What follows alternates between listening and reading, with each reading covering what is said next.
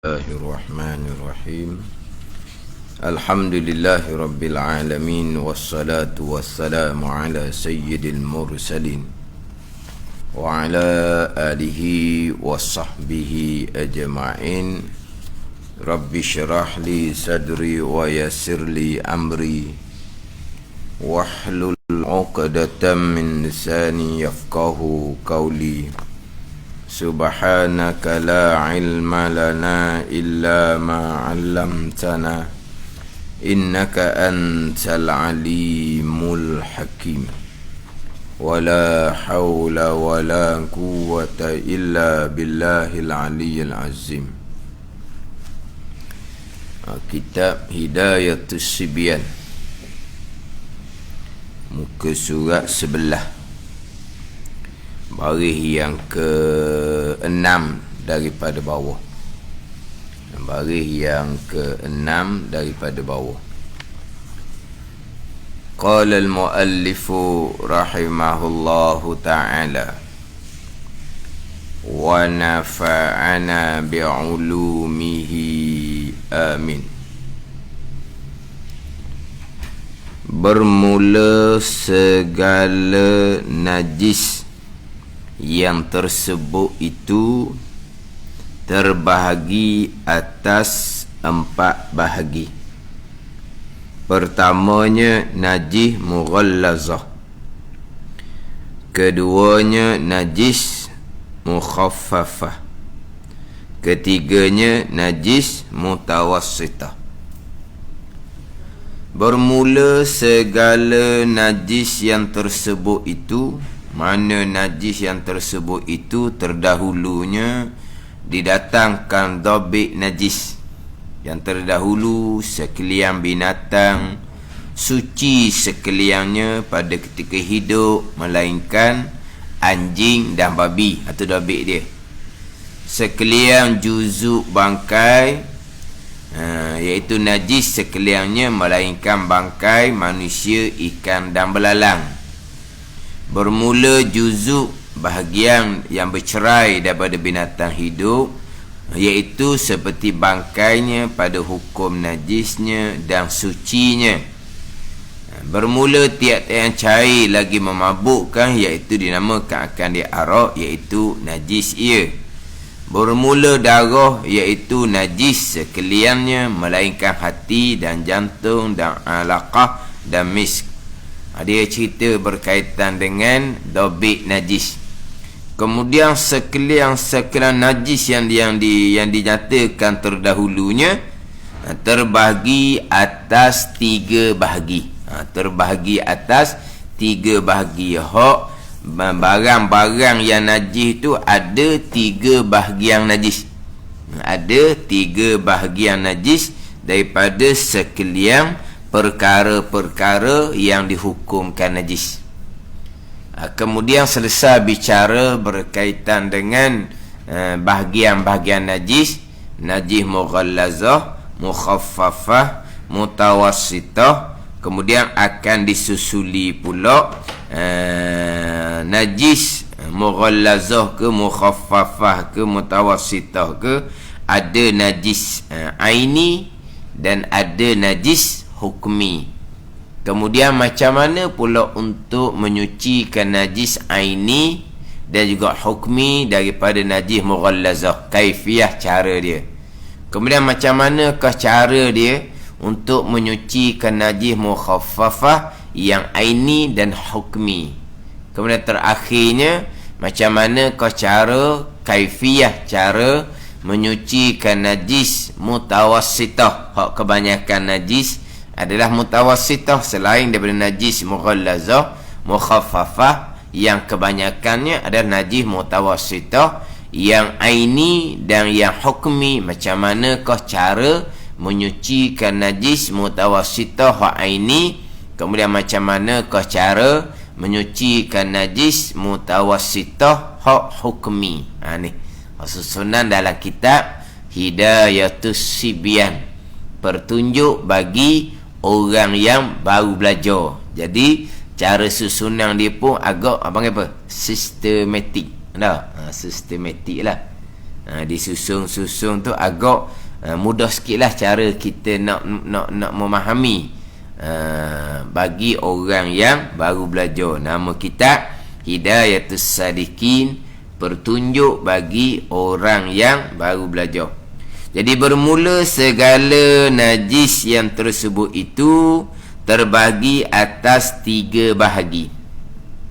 Mana 3 bahagi? Pertama daripada 3 bahagian najis, najis mughallazun, najis mughallazah. Najis mughallazah. Mughallazah ni najis yang diberati pada hukum. Diberati pada hukum ni dengan bahawa diberati pada hukum serta dengan cara untuk menyucikan najis mughallazah. Najis mughallazah yang diberati pada hukum. Apa maknanya? Dengan bahawa cara menyucikan najis mughallazah ni mana ni? Berat sikitlah caranya nak banding dengan najis mukhaffafah dan juga mutawassitah. Itu najis mughallazah, najis yang diberatkan pada hukum. Itu asal makna dia lah. Mughallazah ni yang berat pada hukum, yang diberatkan pada hukum. Mana najis mughallazah ni? Iaitu segala juzuk anjing dan babi. Segala juzuk anjing dan babi. Kita biasa ngajinya anjing dan babi. Dia juzuk. Kenapa ni? Tak kira lah. Bulu ke, kuku ke, sekalian juzuk anjing dan babi ni hukumnya najis mughallazah. Air kencing tahi pun najis mughallazah. Kemudian cuma dalam kitab ni dah tambah sikit lagi. So kitab dia tambah pula anjing dan babi dan apa ni? Ini keturunan yang diperanakkan daripada keduanya ataupun daripada salah satu daripada keduanya dengan binatang yang suci.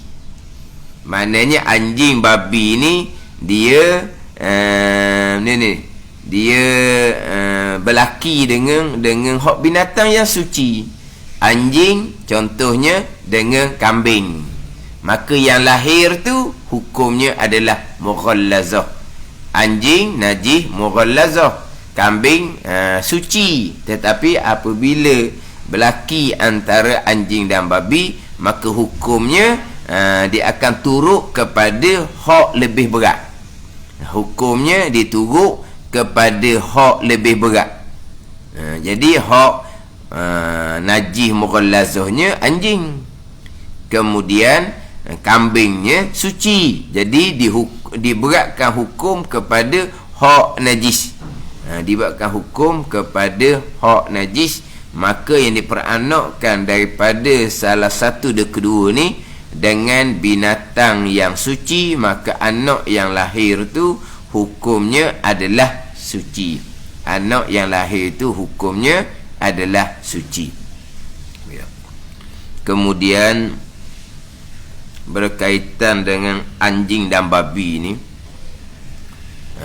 najis anjing dan babi ni, ini khilaf di kalangan ulama lah berkaitan dengan anjing, kemudian berkaitan dengan babi. Dia anjing ni pandangan dalam mazhab Syafi'i, pandangan dalam mazhab Hambali, hukumnya adalah najis. Adapun pandangan dalam mazhab Maliki, begitu juga pandangan yang muktamad dalam mazhab Hanafi, anjing tu tidak dihukumkan najis. Jadi diri anjing dalam mazhab Hanafi tak najis. Yang najisnya adalah dia punya air liur. Itu mazhab Hanafi. Jadi mazhab Maliki dengan air liur pun hukumnya tak najis. Air liur pun hukumnya tak najis. Adapun mazhab Hanafi, pandangan yang asahnya, yang tidak najis adalah diri anjing tu tidak najis. Itu mazhab Hanafi. Jadi yang najisnya adalah air liur sahaja. Sebab dalam hadis Nabi sallallahu alaihi wasallam adalah berkaitan dengan anjing jilat di dalam bekas air. Hadis berkaitan dengan anjing ni, anjing jilat ke dalam bekas air. Kemudian Nabi sallallahu alaihi wasallam perintah supaya air itu dibuang. Kemudian Nabi sallallahu alaihi wasallam perintah supaya dibasuh 7 kali, salah satunya dengan air tanah. Itu hak berkaitan dengan anjing. Jadi berkaitan dengan anjing ni, hak hadisnya adalah berkaitan dengan anjing jilat ke dalam bekas air. Anjing jilat bekas air dalam hadis Muslim, tahuru ina'i ahadikum iza walagha fihi al-kalbu an yaghsilahu sab'a marratin ulahunna bit-turab. Setengah riwayat ihdahunna bit-turab, sabi'uhunna bit-turab. Dia ada bagai-bagai riwayat. Jadi Nabi sabda nak menyucikan bekas seseorang apabila menjilat padanya oleh anjing, hendaklah dibasuh 7 kali, salah satu daripadanya dengan air tanah. Jadi sekarang ni itu hadis bicara bab anjing, dengan bahawa apabila anjing tu jilat ke dalam bekas air, Nabi sallallahu alaihi wasallam memerintahkan sahabat supaya air tersebut dibuang. Nabi perintah supaya air tersebut dibuang. Kemudian untuk menyucikan bekas tu pula, air yang dijilat oleh anjing, Nabi perintah supaya buang tu air. Kemudian bekas tu, nak menyucikan bekas tu pula, Nabi perintah supaya tuhuru ina'i ahadikum, nak suci bekas kamu apabila jilat pada oleh anjing. Nabi perintah supaya an yaghsilahu sab'a marrat, bahawa membasuh ia seseorang kamu akan bekas 7 kali. Jadi di situ menjadi dalil bahawa jilatan anjing tu menyebabkan bekas tu jadi najis. Bila anjing tu jilat, air tu menjadi najis. Kemudian air tu dicurah, kemudian bekas tu macam mana pula? Bekas tu macam mana pula? Nabi kata nak suci bekas seorang kamu apabila jilat padanya oleh anjing, nak sucinya bahawa membasuh ia akan 7 kali. Ulahunna bit-turab, ihdahunna bit-turab. Yang pertama daripada 7 tu dengan tanah, ada riwayat salah satu daripada 7 tu dengan air tanah.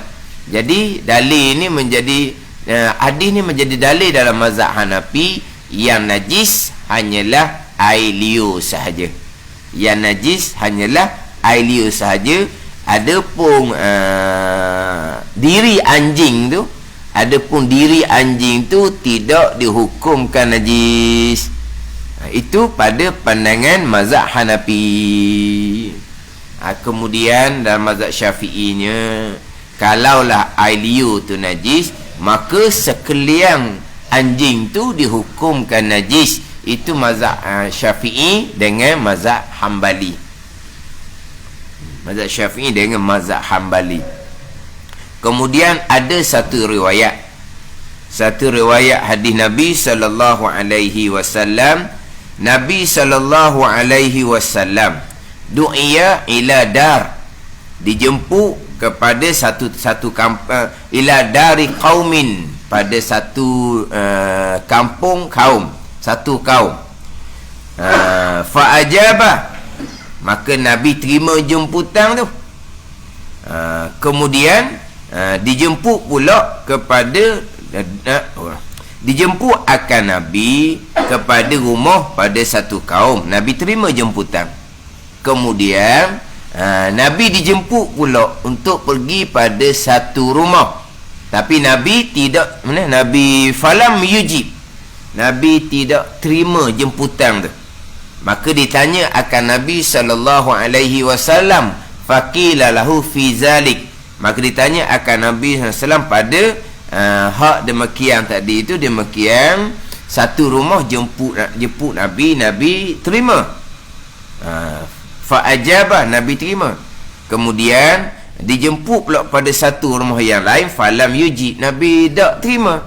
Maka ditanya oleh sahabat, kenapa Nabi terima jemputan kepada satu rumah tapi Nabi tidak terima jemputan pada satu rumah? Maka jawab Nabi SAW,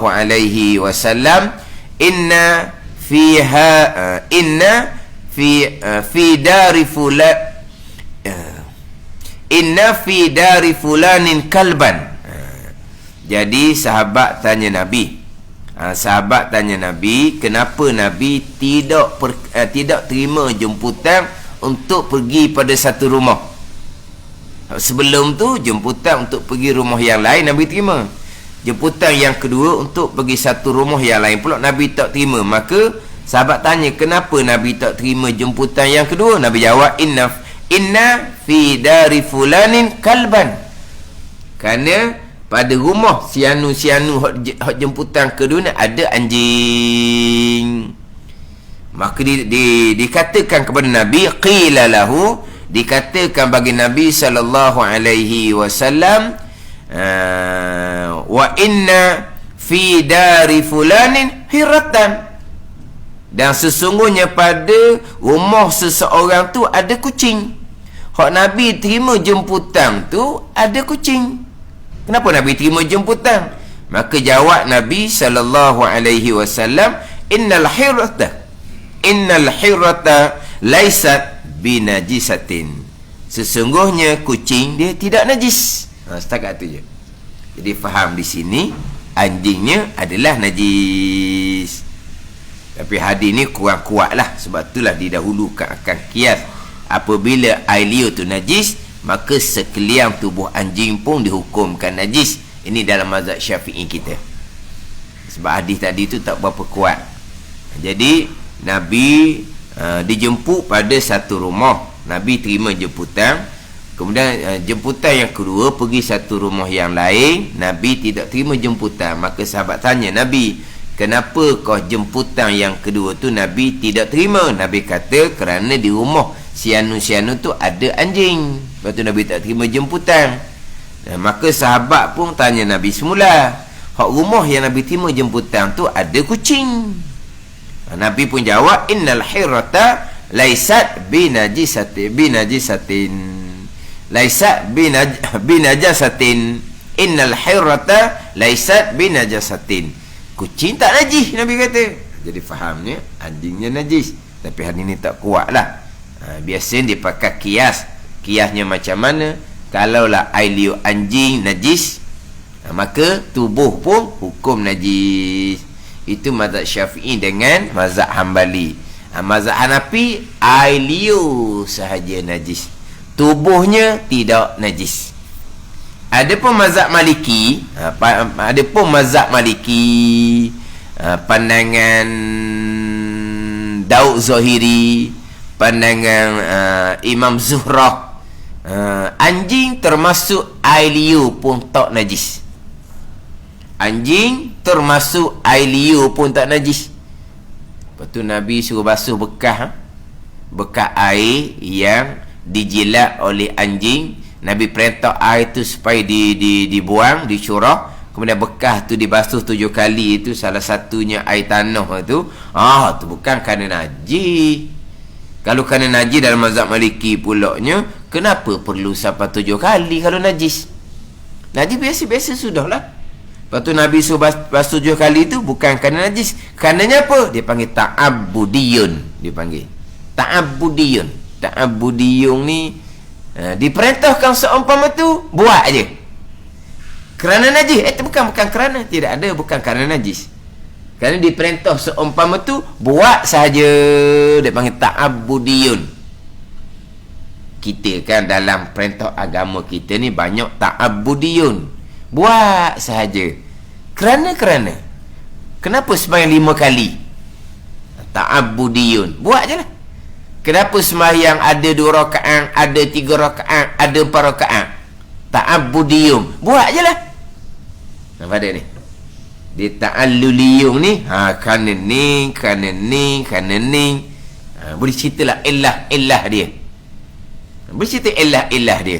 Kenapa kau dia halalkan jual beli dalam hukum syariat? Kalau tidak halal jual beli, macam mana kita nak hidup?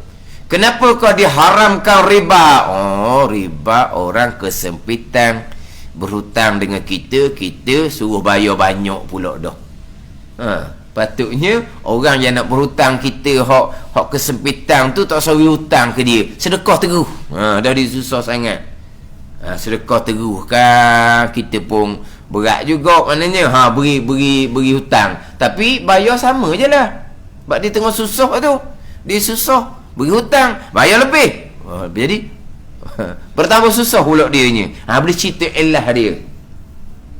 Cerita bab hukum munakahah, bab hukum nikah kahwin. Selepas daripada bercerai, kenapa ada iddah?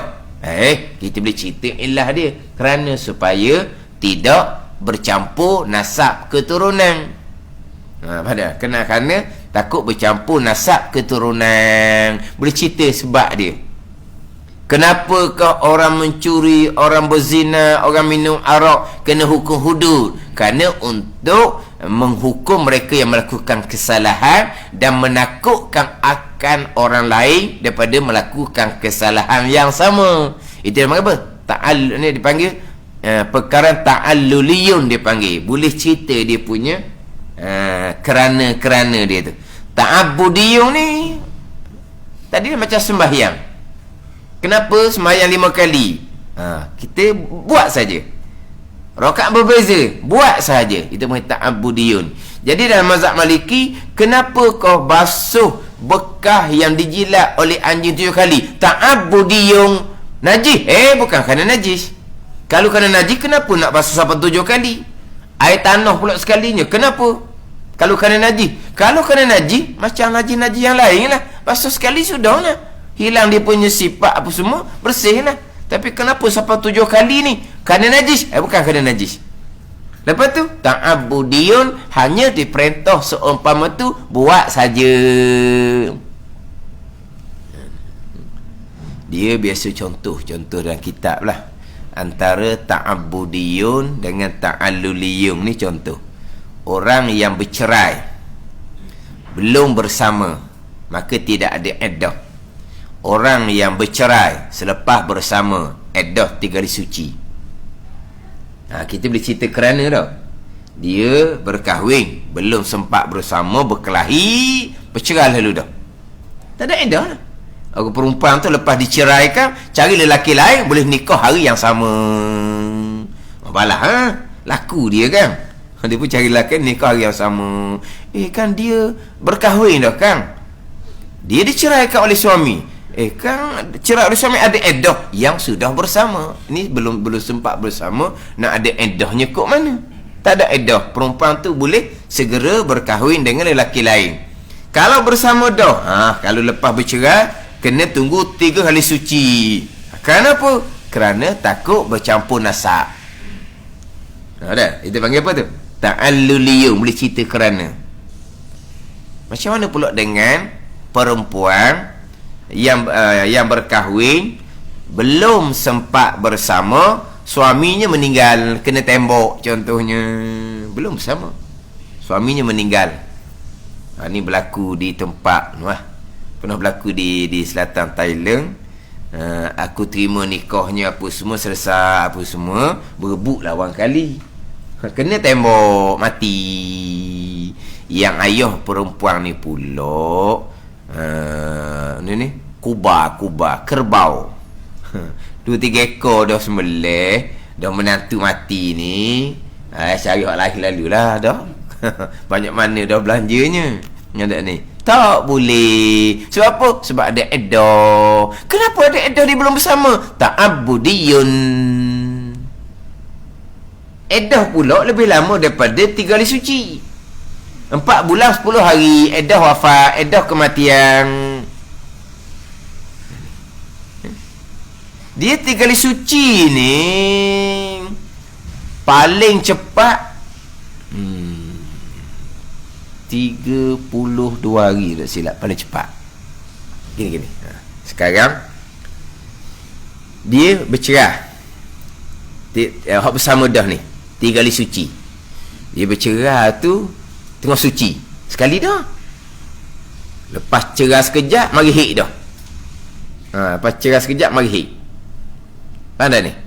Sekurang-kurang hik sehari semalam. Sehari semalam. Dia boleh dah sekali suci lah, sebab masa cerah tu masa suci. Faham tak ni? Kan dia 3 kali suci kan. Hik yang ketiga tu boleh berkahwin lah. Hik yang ketiga boleh berkahwin. 3 kali suci. Hik ketiga boleh berkahwin. Masa dia kena cerah itu, dia masih lagi dalam suci. Bilang 1 dah. Lepas kena cerah sekejap mari hik. Sehari semalam. Sehari semalam. Rubuh paling kurang sehari semalam. Lepas tu sekurang-kurang suci 16 hari bulan malam. 16 hari.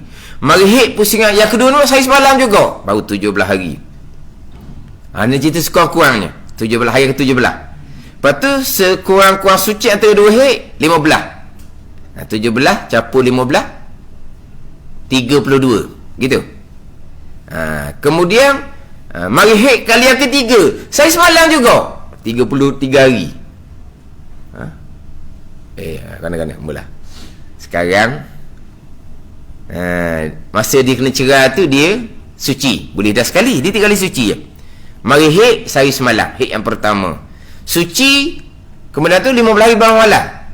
Ini sekurang-kurang suci antara 2 hik. Jadi capun jadi 16. Mari hik kali yang kedua. Mari hik kali yang kedua sehari semalam juga. Jadi baru 17. Kemudian suci kali yang ketiga.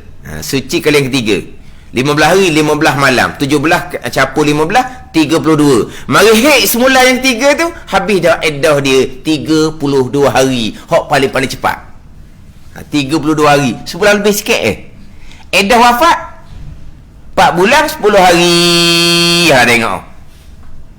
Jadi hak bersama dah edah 3 kali suci. Dia bersama dah. Kemudian bercerai. Edah 3 kali suci 32 hari paling cepat. Hak ni lepas berkahwin belum sempat bersama, suami kena bunuh, kena tembak. Edah wafat 4 bulan 10 hari. Lebih lama daripada hak 3 kali suci. Kenapa? Kenapa dia panggil ta'abudiyun. Ini contoh. Kalau ta'alluliyun kerana. Kenapa yang berkahwin tadi kemudian belum sempat bersama, suami dicerai, maka perempuan yang dicerai oleh suami yang belum sempat bersama ni boleh nikah orang lain serta-merta sebab tak ada edah. Kenapa tak ada edah? Tidak belum bersama kan? Faham situ? Hak bersama dah bercerai kena tunggu 3 kali suci. Haid yang ketiga baru boleh nikah. Kenapa? Supaya tidak bercampur nasab antara suami pertama dengan suami yang kedua. Tu boleh cerita dia punya kerana. Tiba-tiba hak berkahwin belum sempat bersama, suami meninggal, ada edah 4 bulan 10 hari. Kenapa? Ta'abudiyun. Buat je lah. Hak tu perintah syariat dia gitu. Kerana tak boleh nak cerita. Nanti panggil ta'abudiyun. Tak mau tanya. Sebab biasa tanya, jawab tak ada edah, malah tanya. Biasa tepat kalau tanya, bercerai belum sempat bersama, okey, tak ada edah. Hak bersama dah bercerai 3 kali suci. Kemudian belum bersama, suami mati, edah ada ke tak? Biasa orang jawab tak ada. Sebab belum bersama. Oh, tadi kan belum bersama bercerai, tak ada iddah. Sekarang ni belum bersama juga, suami mati. Tak apa tanya. Sebab biasa orang jawab, tak ada lah dia kata. Tak ada lah. Kena jawab macam mana? Tu malah tanya, ya. Ni Wisma ni, tempat standard ni. Tak apa tanya lah. Sungguh, biasa tepat dia akan jawab, tak ada lah. Sebab belum bersama. Dan memang saya pernah dengar orang ceramah. Dia kata tak ada iddah dia kata. Tak ada. Sebab dia belum bersama. Betul? Dia belum bersama. Tapi hak belum bersama, hak tak ada iddah, yang diceraikan, cerai hidup dia panggil. Oh, ni mati, ada iddah wafat 4 bulan 10 hari. Kenapa? Kenapa dia panggil ta'abbudiyun. Hukum perintah gitu-gitu lah. Nak sebut kerana, yalah, cuma sesama ulama buat kerana apa? Kerana nak memuliakan arwah suami. Ada setengah ulama buat kerana tu. Kenapa yang belum sempat bersama, kemudian suami meninggal, kenapa isteri ni masih ada iddah wafat, iddah kematian? Setengah ulama letak kerana memuliakan arwah suami. Dia letak gitu. Tapi biasalah kita kalau nak tegur biasa buat contoh, ta'alluliyun dengan ta'abbudiyun. Ta'abbudiyun ni hak perintah buat je. Kenapa? Tu serah kepada Allah Subhanahu Wa Taala. Sama dengan masalah. Kenapa nak suci bekas yang anjing jilat pada bekas ni basuh 7 kali? Mazhab Maliki tu, bukan kerana najis. Kalau kerana najis, kenapa nak basuh 7 kali? Lepas tu kenapa? Ta'abbudiyun. Allah Ta'ala perintah seumpama tu, buat je. Wajib kena basuh bekas yang dijilat oleh anjing tu. Kalau tak basuh berdosa. Tapi semayang sah. Tu mazhab Maliki.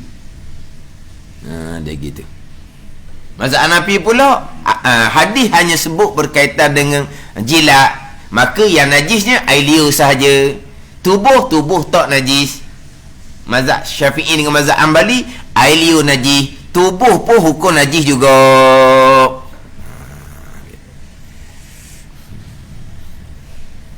Faham tak ni? Dia gitulah dalam bab-bab ni kita kena tak ada ketat sangat lah. Tempat kita ni tak apalah Terengganu, tidak berhadapan dengan anjing. Kalau duduk tempat-tempat yang ada bagai-bagai orang tu, anjing kadang-kadang dibawa masuk dalam lift je. Kita hot tak biasa ni kok, macam nak khabat di ni lift. Dah nak lari macam nak khabat di ni lift. Dah lah, dia bawa anjing dalam lift. Anjing tu pula pusing jinak lah, macam kucing kita lah. Kecil macam kucing kok, jinak je pusing. Allah, takutnya lah kita ni. Oh, takut. Dah kita dengan anjing daripada budak lagi dah. Jumpa anjing gandeng. Kiak ni, okay. Anjing tu bunyi kiak anjing. Jumpa anjing. Anjing tak kacau-kacau pun. Tak boleh. Anjing tak boleh. Oh lah, dah kena pun, tapi peseng tak boleh. Takut. Kena dosa lah. Tapi budak-budak tak berdosa. Budak-budak tak berdosa. Tapi nak ceritanya, kita ni gitu dah dengan anjing ni. Orang kita ni kalau duduk, orang kita bunyi anjing ni tu, tak selesa duduk sini, cari tempat lain, tu orang kita. Lepas tu kadang-kadang orang ni nak suruh orang kita keluar anjing di antara alat dia. Dah kita bunyi anjing dah rumah tu pun kita bosan dah. Rumah dia bukan rumah kita pun. Tapi mana kita rasa tak selesa. Dah rumah bunyi anjing duk nyalok. Macam mana kita nak duduk? Tak sedap duduk sini. Jumpa tempat lain kau mula nak pindah. Tu cara untuk supaya kita keluar dari kawasan tu anjing. Jadi kita ni jenis hak fobia dah. Cuma kalau kita duduk dalam masyarakat yang campur gitu tu, kita faham je lah. Lagipun kalau anjing tu bersentuh dengan kita kering, dia kering, najis tidak akan berpindah. Kita faham tu, tapi fobia adalah fobia tu tak boleh. Kita takut dengan anjing. Jadi mazhab Hanafi, tubuh anjing tidak najis. Yang najisnya adalah air liur. Mazhab Maliki, air liur pun tak najis. Bukan kata tubuh pun tak najis, air liur pun tak najis. Itu dalam mazhab Maliki, pandangan Daud Zahiri dan pandangan Imam Zuhri. Dia anjing, sekalian tubuh anjing itu tidak dihukumkan najis. Kemudian berkaitan dengan babi. Satu laginya babi. Kita lah orang kita ni, antara anjing dengan babi, lagilah kita takut babi. Anjing tu kita takut dah. Tapi kalau babi, kita tengok dalam FB tu, hok babi berenang dalam air. Tengok dalam FB tu, kan air naik tu kan, babi pula bukan seekor. Babi berenang dalam air. Tengok babi tu pun petepik dah. Babi berenang dalam air. Dia sekarang ni kapung-kapung ni, kadang-kadang babi ni jadi macam kambing pula. Jadi macam kambing, hidup main ni. Jadi ada kawasan-kawasan dia kan, orang buat rumah buat apa kan dalam kapung ni babi. 4-5 ekor dia jujuk dah babi. Kita kalau kata anjing dengan babi, kita lebih takut kepada babi. Kita lebih takut pada babi. Babi ni tidak ada dalil yang terang atas najisnya babi. Kalau anjing tadi, anjing jilat dalam bekas air. Air tu dicurah, kemudian bekas tu dibasuh dengan 7 kali. Pada ni basuh kenapa? Najis lah. Kalau tak najis bukan kerana perintah basuh. Atau ada dalil berkaitan dengan anjing tu najis. Ada pun berkaitan dengan babi najis, dia tidak ada dalil yang terang, tidak ada. Cuma qiyas sahaja. Qiyas sahaja. Bermakna qiyas, buat bandingan antara kalau anjing tu najis, babi ni dia punya kejadian dia lebih buruk daripada anjing. Maka kalau anjing najis, babi lagilah najis. Hanya qiyas sahaja. Tidak ada dalil yang terang. Dalam ayat Al-Quran, dia hanya menyebut berkaitan dengan diharamkan makan babi. Jadi makan babi itu haram ijma' ulama. Haram makan tidak semestinya najis tuang dia. Kita mazhab Syafi'i, kucing boleh makan ke tak? Haram makan. Dan kucing najis ke tak? Tak. Haram makan tu bab lain, najis bab lain. Jadi dalam Quran dia hanya disebut berkaitan dengan berkaitan haram makan. Hurrimat alaikumul maitatu waddamu walahmu khinzir wama uhilla li ghairillahi bih. Diharamkan ke atas kamu akan bangkai dan darah dan daging babi dan barang yang disembelih bukan kerana Allah dengan penyembelihan tu.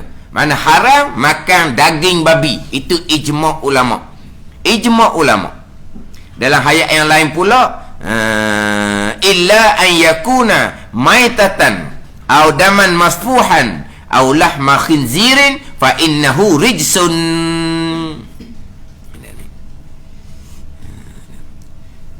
Melainkan adalah baginya bangkai atau darah yang mengalir, au lahma khinzirin ataupun daging babi. Fa innahu rijsun, maka bau sesungguhnya daging babi tu kotor. Fa innahu domain tu kembali kepada daging babi, kembali kepada mudhaf. Itu kebanyakan ulama. Daging babi tu kotor, najis daging babi itu. Tapi daging babi itu najis, tidak semestinya babi itu najis pada masa dia hidup. Fa innahu rijsun, kerana maka bahawa sesungguhnya lahma khinzir, bukan khinzir. Sebab ada Imam Mawardi dia fa innahu kembali kepada khinzir, maka sesungguhnya babi kotor najis. Ada tak? Kebanyakan ulama tidak. Fa innahu, maka bahawa sesungguhnya daging babi, bukan babi, daging babi. Jadi kembali pada mudhaf, bukan kembali pada mudhafun ilaih. Jadi maka sesungguhnya daging babi najis kotor, dan najis kotor daging babi Tidak semestinya babi itu pada masa hidup dihukumkan najis. Jadi babi ni pandangan mazhab Maliki contohnya, babi tidak dihukumkan najis. Dan ada satu pandangan dalam mazhab Hanafi pun sama, babi tidak dihukumkan najis. Yang ijma' ulama adalah haram makan babi. Haram makan babi. Yang najis kotornya adalah daging babi. Adapun babi pada masa hidup, mazhab Maliki tidak najis. Ada pandangan dalam mazhab Hanafi tidak najis. Yang najis babi ni mazhab Syafi'i dengan mazhab Hambali. Kata Imam Nawawi rahimahullah, laisa lana dalilun wadihun ala najasati. Tidak ada bagi kami dalil yang terang. Dalil yang terang atas najisnya babi, melainkan hanya kias saja. Kias aulawi. Mana? Dia kias atas anjing. Anjing najis, maka babi ni dia punya hal dia lebih buruk daripada anjing. Maka lebih lagi lah babi dihukumkan najis. Faham tak ni? Hanya kias, tidak ada dalil yang terang. Ni hukum peko. Cuma saya pernah lah cerita bab babi ni. Orang yang agak was-was sedikit. Was-was masuk hutan, balik rumah, dia punya pakaian habis basuh air tanah. Masuk hutan. Faham tak masuk hutan? Kita lalu kok semuk-semuk tu. Babi lalu dah tu. Mana kita tahu babi lalu? Mana kita tahu babi lalu? Jadi dia ke ni seluar kita ni seluar kita ni. Duduk ni dengan semuk-semuk pun semua tu. Balik basuh dengan air tanah. Tuang mandi dengan air tanah. Berat. Hati was-was. Kata yang kenapa pula? Dah dalam hutan. Memang dia kata adalah tapak-tapak babi tu adalah. Ada tapak babi ada pun. Hujang-hujang dan ni. Tak ada dah najisnya. Tapi tak boleh. Alah kalau payah sangat kau mazhab Maliki, pandangan mazhab Hanafi, babi tak najis pun. So mikir kau. Tapi bukan nak pakai mazhab Maliki. Bukan nak pakai mazhab Maliki. Nak lepas perasaan was-was. Dah pelik dia orang basuh pakai air tanah apa semua. Tahu dia orang malu. Jadi nak hilang perasaan was-was tu, mazhab Hambali, mazhab Syafi'i dengan mazhab Hambali je hak babi tu najis. Mazhab Maliki tak najis langsung. Mazhab pandangan mazhab Hanafi ada pandangan dari riwayat daripada Imam Hanafi sendiri, ni babi itu pun hukumnya tak najis. Gitu je lah cerita. Nak lepas perasaan was-was tu hak lepas balik kebun tu. Ni. Tapi makan babi haram ijma' ulama. Jadi kalau kata persoalan biasa berlaku lah. Orang kata termakan. Dulu kan sosek apa dulu? Sosek ada hak makanan tu. Sosis hak daripada babi. Kalau mazhab Syafi'i kita, dalam mulut kita tu kena sebagaimana najis mughallazah lah. Mana kita berkomor 7 kali berkomor tu tetap dah. Kita wajib berkomor dengan air tanah sekali. Wajib berkomor bukan telang. Jangan salah faham. Lepas tu ludah air tanah. Air tanah ni bukan air lumpur, bukan. Air hanya keruh sahaja. Tengok musim banjir. Gitu air tanah. Lalu berkomor dengan air seumpama tu. Bukan ada tanah pun, hanya air tu berwarna tanah. Bukan kata air tu jadi macam tanah kena banyak jadi macam lumpur, bukan. Hanya air yang dikeruhkan. Mana macam air banjir tu cukup tu. Mana air semua tu kita tak nak berkomor. Bukan telang berkomor. Lepas tu hak dalam tekak dah tekak tu batin syarak tidak memerintahkan kita, sebab hanya diperintah zahir saja. Suci pada anggota zahir badan. Jadi hak dalam tekak ni batin. Maka syarak tidak perintah di situ. Jangan pula salah faham pula. Berkomor air tanah, telang air tanah, minum air tanah, biar kecing air tanah. Ada itu. Ni ada pula reka dia kata kena tukar darah dengan darah lain, sebab darah tu sudah bercampur dengan babi. Ada. Kita hanya hak zahir saja. Mulut contohnya, kita pun berkomor dengan air tanah sekali. Adapun air biasa 6 kali tu, berapa kali air biasa dah sebelum tu kira jadi dah tu. Tapi selagi tidak air tanah sekali, tidak akan dihukumkan suci. Ada dia ni, sehingga kan ni contoh-contoh apabila kain yang kena najis tu, kain yang kena najis mughallazah ni, kita bubuh di air, kita ikat di air sungai. Berapa kali air sungai lalu? Sejuta kali lalu air sungai. Tidak akan suci selagi tidak menggunakan air tanah sekali. Walaupun sejuta kali air sungai tu lalu. Pada ni, kita buat cerita ni, pakaian tu kena najis mughallazah, kita berikat di akar kayu dalam sungai ke, air pun berjalan. Berapa ribu kali, juta kali air sudah melalui pakaian tu, takkan kau suci selagi tak air tanah sekali. Mana kita duk minum berapa kali dahnya, tapi takkan suci mulut kita, melainkan air tanah sekali berkomor berlalu dah. Itu mazhab Syafi'i dengan mazhab Hambali. Kalau mazhab Maliki dengan Hanafi tak najis, tak ada isu. Ada ni. Tapi kita mazhab Syafi'i kita buatlah, tapi bukan telang air tanah. Jangan salah faham, tak ada usuruh gitu. Ni kadang-kadang orang yang dia agak dia nak momokkan mazhab Syafi'i ni, seolah mazhab Syafi'i ni agak ketat, dia kata. Oh, kalau tersalah makan siapa kena telang air tanah, siapa kena tukar darah sebab darah sudah bercampur dengan daging babi. Oi, tak ada hukum itu. Tak ada raja seumpama tu. Tak ada raja. Oh, so basuh dengan tanah pula bekas-bekas. Kalau najis mughallazah, basuh air tanah bekas, basuh bekas tu dengan air tanah dah sekali. Air biasa 6 kali. Gitulah. Hak mazhab Syafi'i kita, hak babi najis mughallazah. Mazhab Maliki, mazhab Hanafi, ada pandangan dalam mazhab Hanafi, babi bukan najis mughallazah. Jadi mazhab Hanafi, mazhab Syafi'i kita babi najis mughallazah ni hanya kias jua, tidak ada dalil yang terang. Itu bahagian pertama, najis mughallazah. Kedua, najis mukhaffafah, najis yang diringankan pada hukum.